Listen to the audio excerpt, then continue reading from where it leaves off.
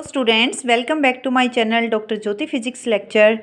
Today our topic is reflection and transmission coefficients in one step barrier. Last topic मैंने quantum mechanics का डाला था, one dimensional था, one step potential barrier था जो कि किसी एक डायमेंशन के लिए था और वन स्टेप वर्ड यूज़ करी हूँ. It means it was like this one. ये x इक्वल टू 0 था पॉइंट, यहाँ हमारा x लेस देन 0 के लिए पोटेंशियल 0 था और जैसे ही आप x इक्वल टू 0 पर आए थे तो पोटेंशियल की वैल्यू हो गई थी v नोट. एनर्जी क्या थी हमारी? Greater than v note.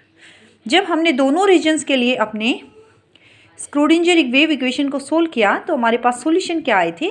x less than 0 के लिए तो आया था a into exponential of iota into k1x plus b into exponential of minus iota k1x. Second region था x ग्रेटर देन 0 के लिए, जिसमें हमारा वेव फंक्शन क्या आ गया था? c into exponential of iota k2x. अब हमें क्या निकालना है? यहाँ फर्स्ट रीजन में जैसे पोटेंशियल पे डिसकंटिन्यूटी आई थी, इंसिडेंट कराया हमने किसी पार्टिकल को यहाँ, तो क्वांटम मैकेनिक्स के अकॉर्डिंग पार्टिकल जो है वेव नेचर की तरह बिहेव करता है. तो यहाँ से पोटेंशियल में डिसकंटिन्यूटी होते ही क्या हो गया था? कुछ पार्ट हमारा रिफ्लेक्टेड वेव मिली थी, बाकी ट्रांसमिटेड वेव मिली थी. जो ट्रांसमिशन था वो कोएफिशिएंट निकालना है और रिफ्लेक्शन कितना हुआ वो निकालना है हमें, इंसिडेंट वेव का पार्ट. सो यहाँ पे जो ए कोएफिशिएंट है वो इंसिडेंट वेव को दिखा रहा है. First part A into exponential of iota k1x जो कि पॉजिटिव एक्स एक्सिस के अलोंग मूव कर रही है. सेकेंड वाला पार्ट क्या है? नेगेटिव एक्स एक्सिस के अलोंग, मीन्स फर्स्ट पार्ट से रिफ्लेक्टेड वेव. थर्ड क्या है? ट्रांसमिशन, ये वाला पॉजिटिव एक्स एक्सिस के अलोंग जो कि सेकेंड रीजन में है. अब हमें रिफ्लेक्शन कोएफिशिएंट निकालना है. At the point of discontinuity of potential it is defined as, कैसे डिफाइन करोगे? Magnitude of reflected current to the magnitude of incident current. ये होता है जो रिफ्लेक्टेड करंट का मैग्नीट्यूड है उसके divided by total incident current कितना था. और वर्ड्स में लिख सकते हो, at the point of discontinuity it is defined as ratio of magnitude of reflected current to the magnitude of incident current. अब हमें जो है प्रोबेबिलिटी करंट डेंसिटी की वैल्यू क्या होती है? That is equal to real part of psi star H cross by iota M into curly psi by curly x. Overall आपकी कुछ ये थी, H cross by 2m iota psi star curly psi by curly x minus psi into curly psi star by curly x. यहाँ से transmission coefficient निकालेंगे, reflection coefficient निकालेंगे. इसी तरह से जैसे मैंने रिफ्लेक्शन कोफिशिएंट जो है कैपिटल R से दिखाया है, उसी तरह से ट्रांसमिशन कोफिशिएंट मैं डिफाइन करती हूँ. That is equal to magnitude of transmitted current to the magnitude of incident current. अब मैं अपनी प्रोबेबिलिटी करंट डेंसिटी जो J थी उसको x लेस देन 0 रीजन के लिए निकालती हूँ. क्या है? Real part of psi star H cross by iota M into curly psi by curly x. X less than 0 के लिए यानी फर्स्ट रीजन हुआ हमारा जो वन स्टेप पोटेंशियल था या वन स्टेप बैरियर था, तो ये वाला रीजन एक्स लेस देन 0 वाला रीजन. इसमें वेव फंक्शन हमने लास्ट लेक्चर में स्क्रोडिंजर वेव इक्वेशन को सोल्व करके पोटेंशियल की वैल्यू को सब्सटीट्यूट 0 के इक्वेट करके वेव फंक्शन निकाला था. रियल पार्ट हमारा किसका हो रहा है? एक्स लेस देन 0 यानी फर्स्ट रीजन ले रहे हैं, तो वेव फंक्शन में कौन सा लेंगे? फर्स्ट रीजन में जो कि साई 1 है, psi 1 star H cross by iota M into curly psi 1 by curly x. क्या आ गया? रियल पार्ट ऑफ साई हमारा क्या है? Psi 1 A into exponential of iota k1x plus B into exponential of minus iota k1x.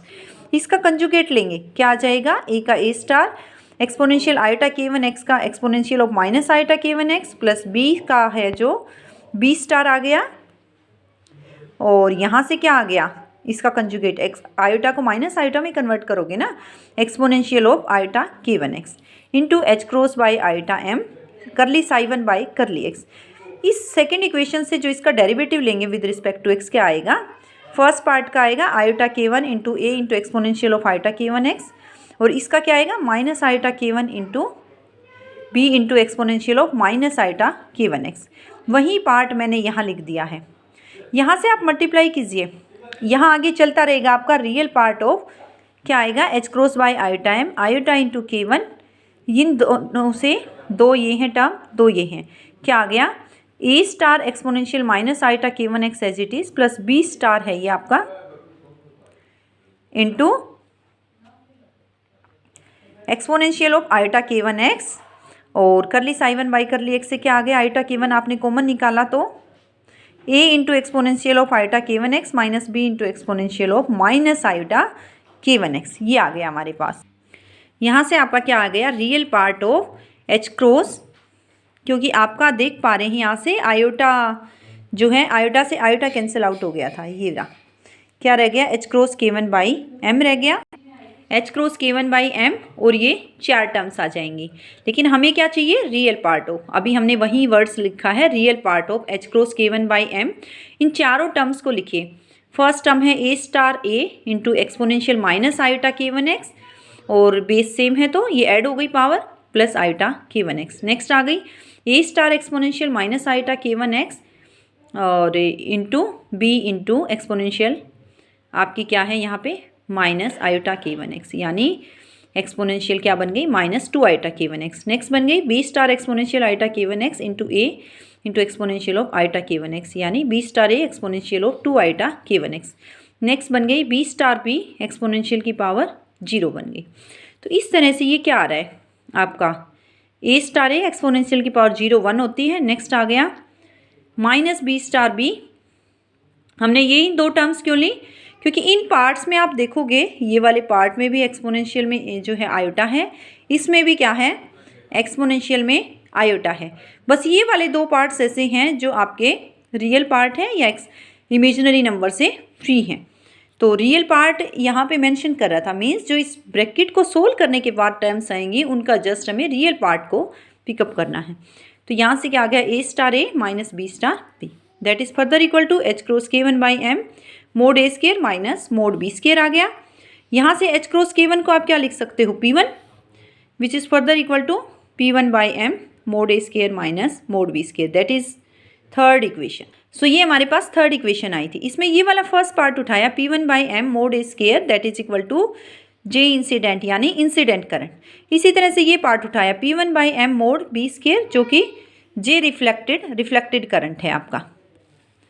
So reflection coefficient क्या था, J reflected by J incident, ये reflected है, ये इंसिडेंट करंट है, यानी P1 by M mod B square whole divided by P1 by M mod A square. क्या आ गया, दोनों से कैंसिल आउट हो गए, mod B square by mod A square. अब आपने जब अपनी स्क्रोडिंजर वेव इक्वेशन सोल्व की थी और बाउंड्री कंडीशन लगाई थी, वहाँ पे हमने बी निकाला था ए की टर्म्स में। क्या आ गया था, K1 minus K2 whole divided by K1 plus K2 into A mod B square by A square, यानी K1 minus K2 whole square whole divided by K1 plus K2 whole square A square whole divided by A square. Mod A square से mod A square आपका cancel out हो गया। तो reflection coefficient क्या आ गया, K1 minus K2 whole square whole divided by K1 plus K2 whole square. So आपके reflection coefficient की ये वैल्यू है K1 minus K2 whole square whole divided by K1 plus K2 whole square. First case हम क्या लेंगे, K2 आपका approach कर रहा है K1 को, यानी दोनों की रेशियो क्या ऑलमोस्ट वैल्यू इक्वल है। K2 बाई K1 हमारी क्या है, 1 है, या K2 इक्वल टू K1 है। यहाँ से रिफ्लेक्शन कोफिशिएंट की वैल्यू क्या आ रही है, 0। It means coefficient of reflection tends to 0। अगर इन केस हमारी K2 और K1 इक्वल हैं, ये किस केस में होगा, ये हमारे पास K1 था, K1 स्केयर रखा था हमने 2me by H cross square, तो K1 की क्या वैल्यू आ गई, square root of 2me by H cross square. K2 की वैल्यू क्या आ गई, square root of 2m into E minus V naught by H cross square. V naught की वैल्यू अगर 0 हो जाए तब उस केस में तो दोनों इक्वल होंगे ना, पोटेंशियल की वैल्यू 0 हो जाए दोनों में। तो यहाँ पे क्या हो गई, वी नोट की वैल्यू किसको अप्रोच करेगी, 0 को। सेकेंड केस क्या है, K2 की वैल्यू हमारी 0 हो जाए, उस केस में हमारे पास क्या हो जाएगा, रिफ्लेक्शन कोफिशिएंट की यहाँ से K2 की वैल्यू 0 है तो K1 by K1 whole square यानी 1 वैल्यू आ जाएगी। तो ये ग्राफ प्लॉट किया है मैंने, जब हमारी K2 बाई K1 की वैल्यू नियरली इक्वल टू 1 है, सॉरी 0 है यहाँ पे, ये रही ये वाला केस, तो रिफ्लेक्शन कोफिशिएंट 1 है। और इन केस आपका K2 जो है और K1 की वैल्यू नियरली 1 है, तो उस केस में रिफ्लेक्शन कोफिशिएंट 0 है। तो यहाँ पे 1 है, रिफ्लेक्शन कोफिशिएंट 0 है। This is plot of reflection coefficient with K2 by K1। यहाँ से क्या हुआ आपका, पोटेंशियल की वैल्यू 0 है, उस केस में क्या हो रहा है, पोटेंशियल 0 है, K2 बाई K1 1 है, रिफ्लेक्शन कोफिशिएंट क्या है, 0 है। So reflectance will be 0 with V naught 0। जब हमारा कोई बैरियर ही नहीं रहा, फिजिकली कैसे देखोगे, यानी ये पोटेंशियल बैरियर ही नहीं रहा, लाइक इस केस में है, तो सारे ही तो पार्टिकल पास कर जाएंगे ना, पोटेंशियल यूनिफॉर्म हो जाएगा, एक टाइप से डिसकंटिन्यूटी रही ही नहीं, पोटेंशियल की वैल्यू हर जगह 0 हो गई, तो सारी काइनेटिक एनर्जी मैक्सिमम एनर्जी के साथ पास कर जाएंगे, यानी रिफ्लेक्टेंस की वैल्यू क्या देगा, 0। कोई भी पार्टिकल वेव जो है रिफ्लेक्टेड वेव है हमारे पास वो रहेगी ही नहीं। सो नेक्स्ट केस क्या है इसका, इस तरह से बता सकते हैं, आपका वी नोट 0 था तो रिफ्लेक्टेंस की वैल्यू 0 आ गई थी, ये थी हमारी रिफ्लेक्टेंस की, उस केस में दोनों इक्वल हुए थे तो 0 आ गई थी। लेकिन वी नोट हमारा नॉन जीरो यानी कुछ ना कुछ वैल्यू दे रहा है, तो उस केस में दोनों इक्वल नहीं है ना, क्योंकि K1 की वैल्यू क्या है, square root of 2me by h cross square, और K2 की वैल्यू क्या है, square root of 2m into E minus V naught by h cross square, यही है, दोनों की वैल्यू इक्वल नहीं है तो रिफ्लेक्टेंस क्या आ गया, कुछ ना कुछ वैल्यू दे रहा है positive. It means reflection will take place when energy is greater than V naught. Due to change in potential reflection takes place due to wave nature of matter. ये रिफ्लेक्शन हमारा किस केस में हुआ, जब potential में हमारी discontinuity आ गई थी। अगर पोटेंशियल 0 था, अभी हमने देखा था, तो हमारे पास रिफ्लेक्टेंस क्या था, कोफिशिएंट 0, तो तभी होगा ये जब हमारे पास कुछ ना कुछ पोटेंशियल होगा, रिफ्लेक्शन हुआ due to wave nature of matter, which is purely a quantum mechanical effect. This does not exist in classical theory. Classically ये है फिनोमिना एग्जिस्ट नहीं करते, क्योंकि क्वांटम मैकेनिक्स के अकॉर्डिंग ही हम अपने पार्टिकल को बोल सकते हैं कि वो वेव नेचर की तरह बिहेव कर रहा है। This is all about reflectance.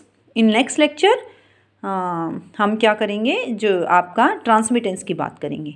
Okay, thanks for hearing me. अगर आपकी कोई क्वेरीज हैं तो कमेंट सेक्शन में डाल सकते हैं।